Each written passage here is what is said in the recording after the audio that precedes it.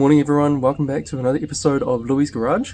So today we are going to be changing the brake fluid and the clutch fluid for the Lotus Exige. And this is something that you should probably do at least every 2 years. Some people do it every year. And I'm going to show you a quick and easy way to do it. You can even do this by yourself, you don't actually need 2 people. So let's get onto that and get that sorted today. Alright, so step 1 is to remove the front access panel. As you can see, I've already done that. You can just hit this latch here at the very top of the car and you can remove the whole access panel. And then you'll see the brake and clutch fluid reservoir right here. And as you can see, my fluid is already quite dark, which is a bit surprising for me because usually it doesn't go that dark. But for some reason on these cars the fluid does go pretty bad. So it's definitely time for a change. And yes, so I'll show you how to do that. The first thing we need to do is suck out all the, well, as much of the old fluid as possible from here. And then put in some new fluid. And then we'll be using a vacuum suction pump thing to get the fluid out of the calipers and the lines.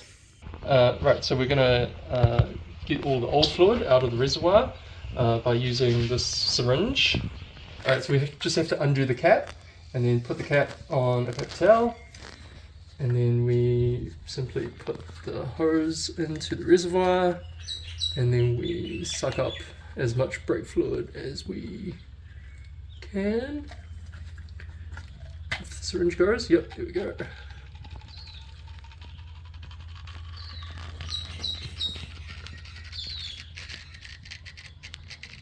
As you can see, it's pretty black already, so that's why we're doing this.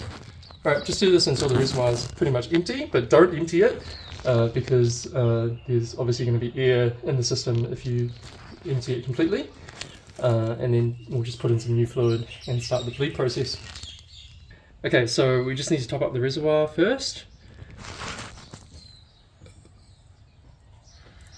Make sure there's plenty of brake fluid in there.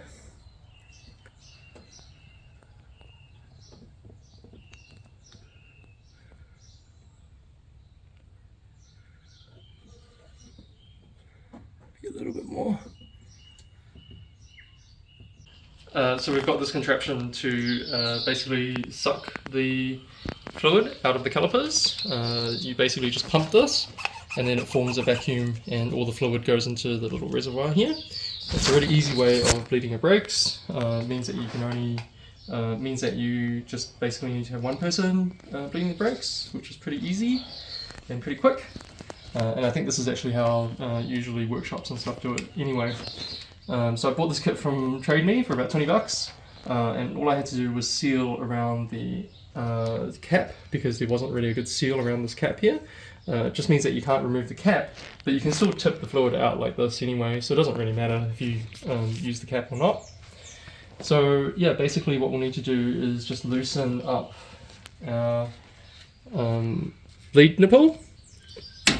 Just like that, and then that's pretty loose already, and then we can start sucking the fluid through, in theory. There we go, you can see the fluid coming now. Sweet. Okay, so as you can see, what we've got is quite clear fluid in the line. So usually what that means is that we've drawn enough fluid through the line and through the caliper to have new fluid coming in. You can see the difference between the old fluid color, which is quite yellow and quite dark, and then the new fluid color there. So yeah, it's quite a big difference, and we could actually see the color changes in the hose there.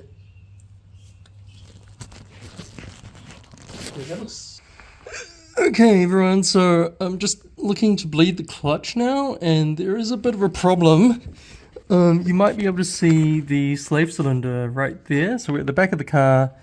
This is the exhaust, and then that goes through there. And then this is the catalytic converter and the engine mount. And there's the slave cylinder right up, all the way up there. So it's really, really buried quite deep in the back of the car, and you might be able to see the nipple, the bleed nipple, just behind this heat shield over here. Yeah, you can just see it right there. You see that? That little thing there? That is the bleed nipple there. So there's really no room here whatsoever to get my hand in there, mainly because we have a transmission cooler here as well. So I think what we're going to have to do is actually do it from the top and get to it from the top. Okay everyone, so like a 5-minute job it's turned into a little bit more than that. So what I found is that you have to remove the engine covers at the back of the engine here. And then if you go all the way into here under this heat shield, you can see the clutch bleed nipple or bleed valve right there, right in the middle there.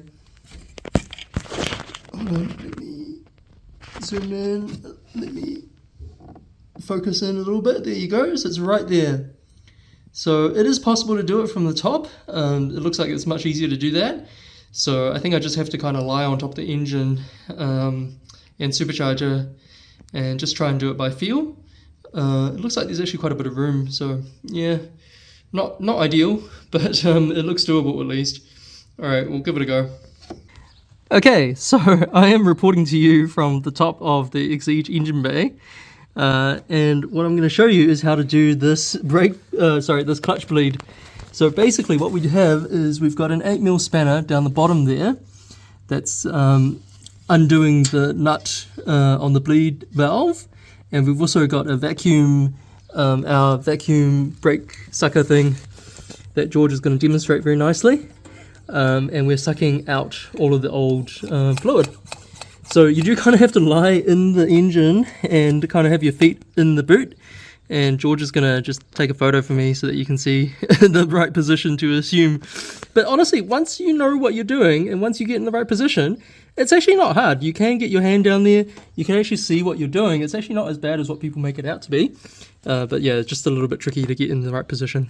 Alright everyone, hopefully that was really helpful for you, and now you are able to bleed your brakes and also your clutch fluid in these Lotuses. I think with the 4 cylinders it's a lot easier. I remember with my old Exige, it was really simple just to get under the car, get to the slave cylinder and be able to bleed it directly from under the car.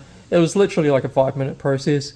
Obviously these V6 Exiges, especially with the transmission cooler, it is a little bit more complicated, but I think it is still possible to do at home. It's not really that difficult. You just need to get that vacuum bleeder kit, which I think I got for 20 bucks on Trade Me. So it's actually really accessible and doable by yourself. I do recommend that you change the fluid every couple of years at least, but some people change it every year at every service. That is also a good idea. Especially if you are driving the car hard, or if you are doing a lot of miles, or if you're going on track a lot.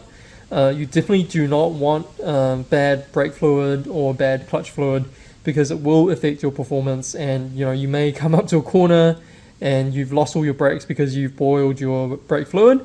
That's obviously going to end in a really bad day, so definitely worthwhile addressing this maintenance issue. The other thing I wanted to note as well is which brake fluid I actually used. So I use RBF600 because the Lotus is not that heavy. This is really good quality brake fluid. You can get 660, you can get 700 I think as well, which will give you a higher boiling point. But the downside with the higher boiling point usually means that the brake fluid will expire a little bit earlier than other brake fluid.